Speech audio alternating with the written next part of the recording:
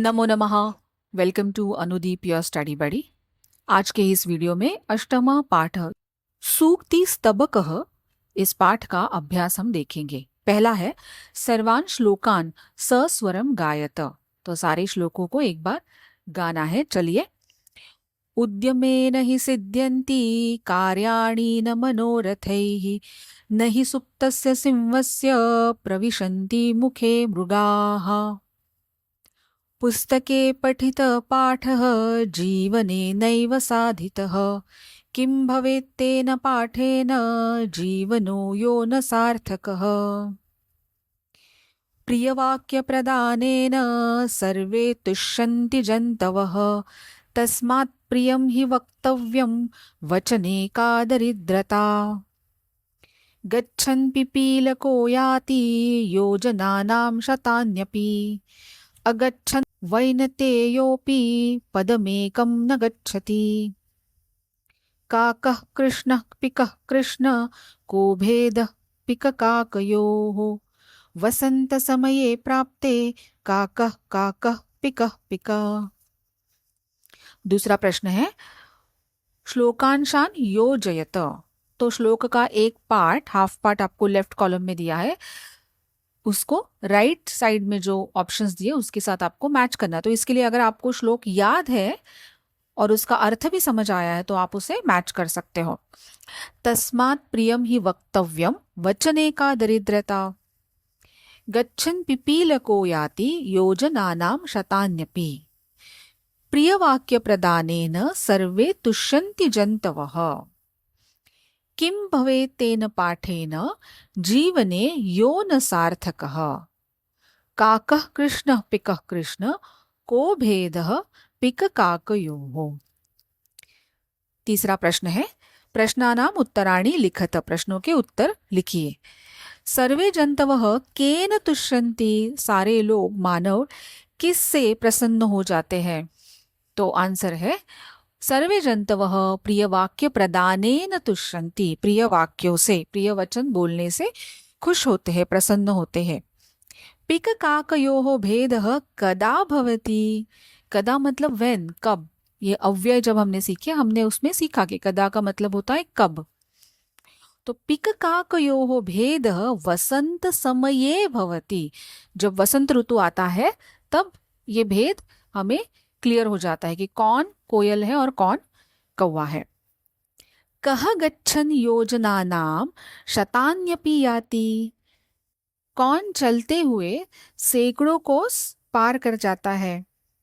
तो पिपीलकः गच्छन् योजनानां शतान्यपि याति। पिपीलकः मतलब नर चींटी और पिपीलिका मतलब फीमेल चींटी। तो चलती हुई ये चींटी, नर चींटी सैकड़ों कोस पार कर जाती है। अस्माभिः किं वक्तव्यम। हमें क्या बोलना चाहिए। अस्माभिः प्रियम वक्तव्यम। हमें मधुर बोलना चाहिए। तो आप ये बात याद रख सकते हैं कि संस्कृत में जो ऑर्डर है हमारे शब्दों की, अगर वो थोड़ी बहुत चेंज भी हो जाती है तो भी वो करेक्ट है। जैसे कि तीसरे प्रश्न में अगर मैं कहती गच्छन् पिपीलकः योजनानां शतान्यपि याति, वो भी करेक्ट है। और पिपीलकः गच्छन् योजनानां शतान्यपि याति, ये भी सही है। तीसरा है उचित कथनानां समक्षम आम अनुचित कथनानां समक्षम न इति लिखित। आम का मतलब है हाँ, यस, और न मतलब ना, नहीं।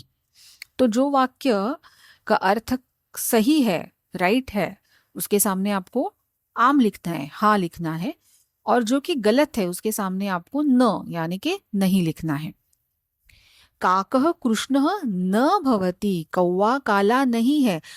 तो ये तो उचित नहीं है, ये अनुचित है, क्योंकि हमें पता है कि काकः तो कृष्ण है, काले रंग का होता है, इसलिए इसके सामने हम लिखेंगे न। अस्माभिः प्रियम वक्तव्यम। हमें हमेशा प्रिय, मधुर बोलना चाहिए। तो ये सही है, इसलिए हम लिखेंगे आम। वसंत समये पिककाकयोः भेदः भवति।